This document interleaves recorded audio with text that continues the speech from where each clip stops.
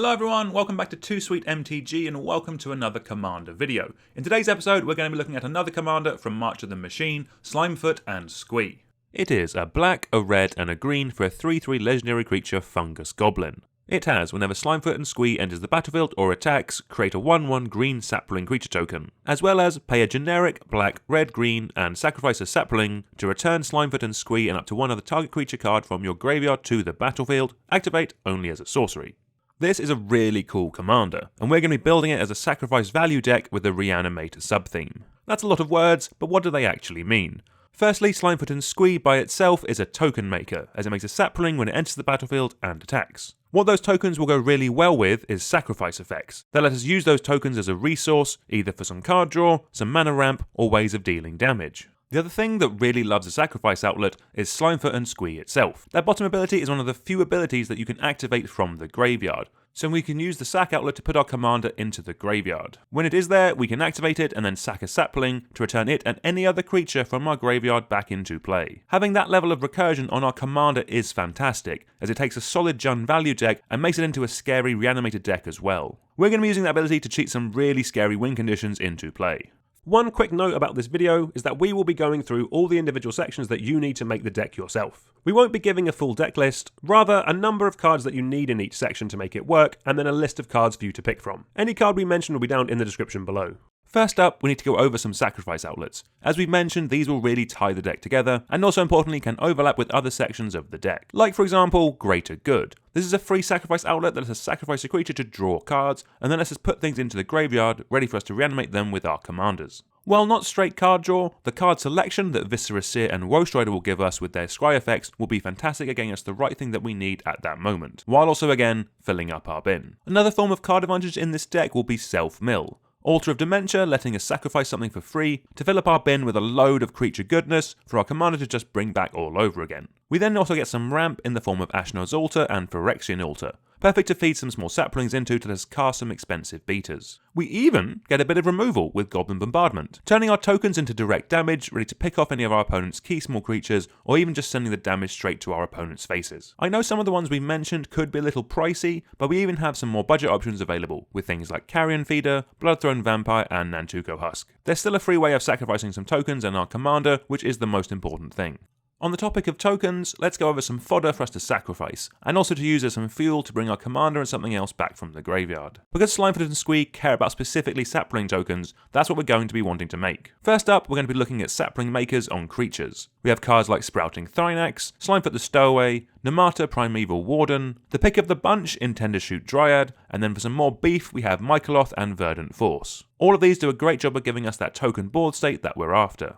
And then one creature that's really good utility in the deck is Ulasht the Hate Seed. If we can bring this down late in the game, this could be a massive creature in itself, and then we can pump mana into it either to answer some opponent's creatures or make us those important tokens. Then lastly, we have some enchantments that can repeatedly make us tokens over the course of a game. You have things like Golgari Germination, rewarding us whenever a non-token creature we control dies. You have Fungal Plots, which doubles up as a bit of card draw, and then Saproling Cluster, which lets us put any creature that we want from our hand straight into the bin, ready for us to reanimate with our commander. Next up is our ramp section. Vitally important to get our deck up and running, so you are looking for between 8 to 10 bits here. First up we have Undercellar Myconid, a perfectly solid card that fixes for all of our colours and brings sapling friends to the party as well. We have some more standard mana dorks next with Birds of Paradise, Elves of Deep Shadow, Ignoble Hierarch and Llanowar Elves. Fantastic at ramping us ahead, and then they can always be sacked for a bit of value later on in the game. Sakura-Tribe Elder is a great way of getting lands out of our deck while putting itself into the bin, because sometimes you just need to reanimate a Steve to get that extra land so you can pop off.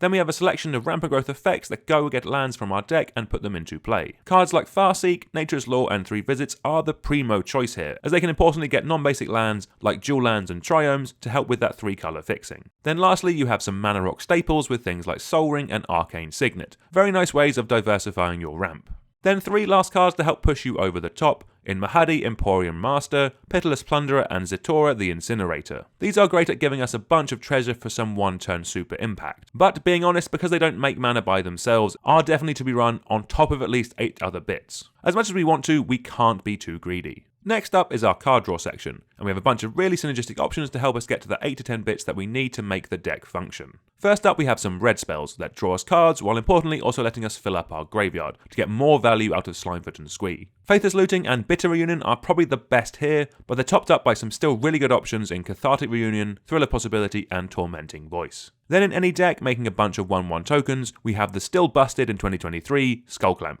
Perfect for turning some saplings into a card drawing resource. Talking of tokens, Idol of Oblivion is basically a 2-mana Phyrexian Arena that's super easy to cast. I'm honestly playing this card in so many decks now, it's just fantastic. Then when those tokens go to the bin, we have Moldavine Reclamation to gain us some life and importantly, draw us a card. Then finally, we have a bunch of spells that let us sacrifice creatures to draw us even more cards. You have things like Corrupted Conviction, Village Rites, Deadly Dispute and Life's Legacy. There really is so many options for this deck, you can really tailor the choices to match any budget at all.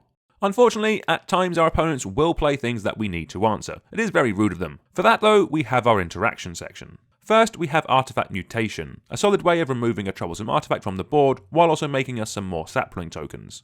For some more standard fare, Jund has an absolute plethora of ways of killing things. Generally either make them cheap with things like Terminate, or have them answer as wide a range of threats as possible with things like Putrefy, Beast Within and Chaos Warp.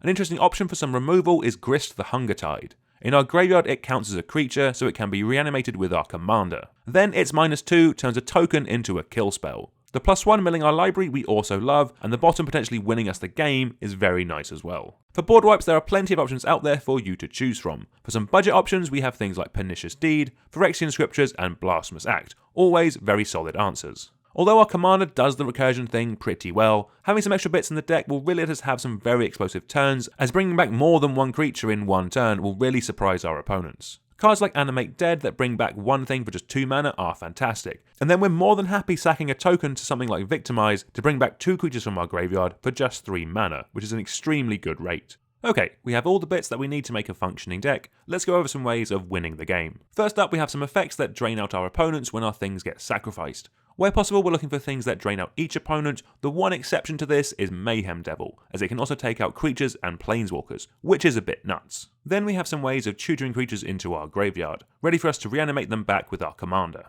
Things like Entomb, Buried Alive, and Vile Entomber are all just fantastic at this. They let us put creatures like Craterhoof Behemoth, Endrace Forerunners, or Kamal Heart of Krosa into the bin, so we can bring them back with our commander to buff up our team of tokens to swing through and win the game. Or we can reanimate any other big dumb reanimation target. Korvold gets massive while drawing us cards. Rezaketh is a sack outlet and a tutor. Archon of Cruelty is just miserable for everyone not us. Atali is absolutely massive and flips into a Blightsteel Colossus, and Woodfall Primus just answers anything while also having some combo potential. Combo potential like combining with Grumgully the Generous and a Sacrifice outlet to wipe the board of any non-creature permanents out there, like for example your opponent's lands. Grumgully does also work with any other persist creature, as it resets the -1/-1 counter when it comes back in. So it also works with a card like Murderous Redcap, so you can repeatedly deal damage to your opponents to take them all out of the game. Okay, rounding off the deck with some utility lands, we can't run too many as we are a 3-colour deck. The ones we do run need to tie into what the deck is trying to do. So we have cards like Grim Backwards and High Market, which are really solid sacrifice outlets for when we just need to get our commander into the bin. We then have cards like Dakmor Salvage, Gaia Reach Sanitarium, and Takenuma Abandoned Mire, which all do a version of milling and helping us fill up our graveyard. So thank you all very much for watching. Do like, share, subscribe, all that good stuff, and let me know down in the comments if there's any other commanders from March of the Machine that you would like me to take a look at. But until next time, I'll see you all soon. Goodbye.